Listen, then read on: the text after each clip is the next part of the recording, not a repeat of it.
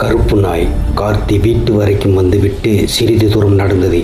அடுத்த நொடியில் புகையாக மறைந்தது. கார்த்தி அதிர்ச்சி அடைந்தான். அந்த கருப்பு நாய் யார்?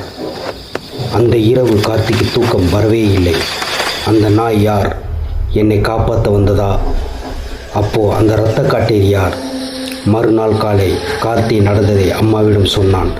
அதை கேட்டதும் அவங்க அதிர்ச்சி அடைந்தாங்க. அம்மா மெதுவாக சொன்னாங்க, கார்த்தி, நீ பார்த்தது சாதாரண விஷயம் இல்லை.